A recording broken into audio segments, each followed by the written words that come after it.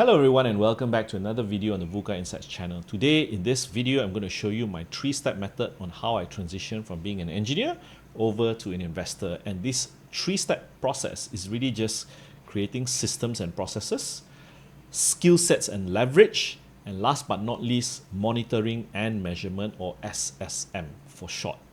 For those of you new to this channel, my name is John. I was previously an engineer in an international oil and gas company before I transitioned into being an investor and helping people manage their wealth. I'm also the author of an upcoming book called The Malaysian Multi-Baggers that should hit bookshelves in stores around you within Q1 2026. Now, when I started my career as an engineer for an international oil and gas company, there was a method that they taught us to think about being in a big picture or being in very detailed kind of mode. So we like to call it either hugging the tree or looking at the forest. Now obviously looking at the forest is very much big picture view, concepts, visions, and what is the end objective. Whereas hugging the tree or looking at the nuts and bolts is really about the details, the arduous and meticulous task of making sure all the S's and the T's are all crossed. So these two different kinds of thinking, I think it's very relevant to even my role that I play today as an investor and helping my clients manage wealth, because sometimes you need to get into details, but sometimes you really need to take yourself out and look at what are you trying to achieve here. The reason why you need to adopt these two modes of thinking is really your most precious commodity, which is time.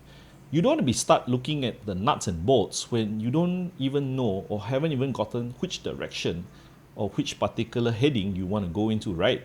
And you start borrowing, you start making sure all the scaffolding is right, and then you realize that you've constructed in the wrong place. That's precisely why systems, making sure you can break down complex issues and making sure what you know are the key indicators and heading in that right direction is more important than figuring out what are the nuts and bolts at the early stage of trying to invest.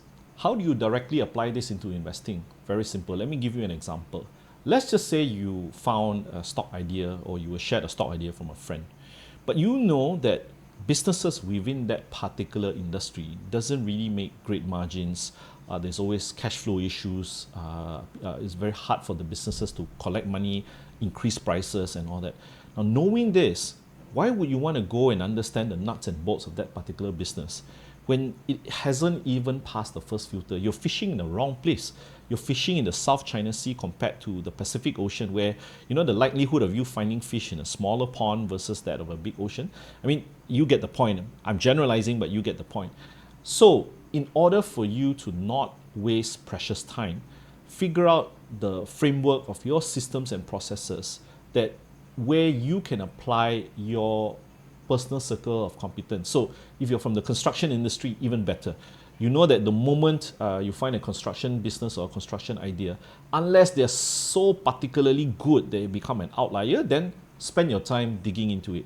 But if not, you already know that this particular industry is actually riddled with bad debts, very low cash turnover and all those kind of things.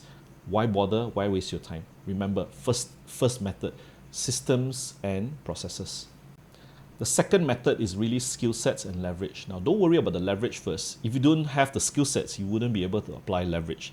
So what do I mean by skill sets? So in the early part of my career, the team didn't know how to manage me. No pun intended to them, but what I actually meant by that was they chucked me into a corner, they threw me technical standards to read, which I didn't have a clue how to apply them whatsoever, but I just started reading just to make sure that I at least understood some of the basics. Now, did it take time to actually develop technical competencies and to be trusted? Obviously. I mean, in any job, in any business, in any profession, you do need time to develop the core skill sets.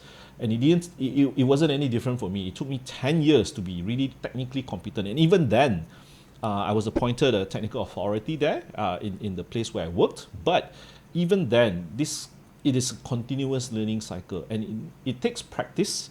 It takes a certain level of discipline. And here comes the leverage. If you know and develop that skill sets yourself, then you realize, hey, there's certain methods that can allow my learning to be more efficient, allow me to learn different things in a more efficient manner. And that's when you apply leverage.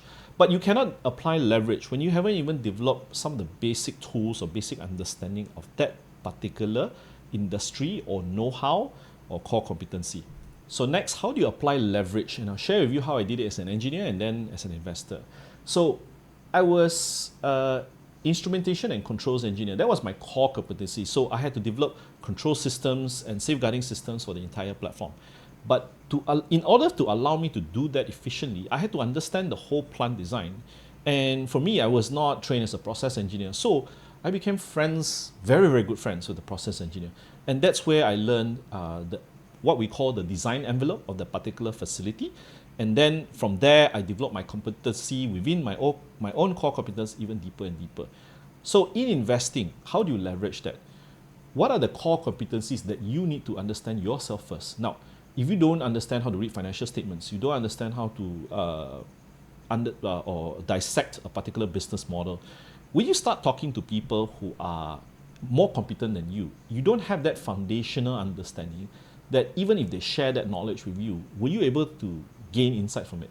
So that is what I mean by core competency first before that leverage. Because if you've not focused on, just the piling, the foundation, if someone going to throw you a new industry that you are completely out of your league or you don't really understand it, then how are you going to latch on to that leverage that they're giving to you? Because these guys have probably gotten their basics right. They've specialized in certain industries, maybe semiconductor or maybe oil and gas or maybe food and beverage, fast-moving consumer goods. And they will bring a wealth of experience on how to analyze financial statements from there. But if you haven't gotten the basics right, how can you understand his or her lingo? So, second most important method, skill sets, core competencies, then only leverage. So the third framework or method is really monitoring and measurement. So we talked about systems and how to break them down from complex issues down to simple things and when to focus on them. And then we talk about skill sets and leverage. But if you're not monitoring and measuring whatever you do, documenting your work, documenting your decision-making process, and making sure what are you doing is actually measured, then how do you know you're improving? So basically, while I was an engineer, we had a lot of these sensors that were brought back into what we call a central control room, and we were monitoring the plant's performance. And a lot of times when we get the sensors wrong, technically we're flying blind. So in the case of an investor, how do you know whether you're flying in the right direction? Do you have GPS coordinates giving feedback to you?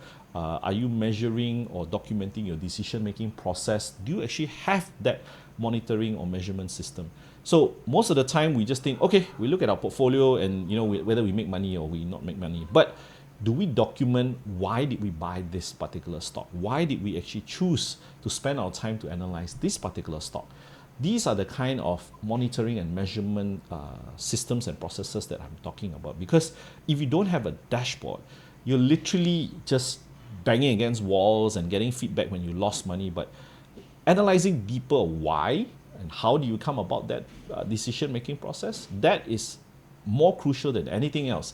You can apply all the systems and the skill sets and the leverage that you can, but if you don't know where you're heading, you don't know how fast you're going, then you don't actually know how you are performing. So think about this. Most investors, how do they get or how do they receive information? A lot of it is dictated to them because it's actually the news outlet, it's actually what friends and family say, or they read some analyst report and it gives them like a different direction or contradicts to what they thought of that they knew in the past. But then you don't have your internal dashboard. Then obviously you get very easily swayed by all these kind of things. This is exactly why this last method, and I cannot emphasize this enough, is really that monitoring and measurement method. So there you go, my 3 methods on engineer to being an investor. It applies both ways. Check out the other videos, especially on how I analyze a particular stock, how I look at financial statements, and how I look at the business model on this channel.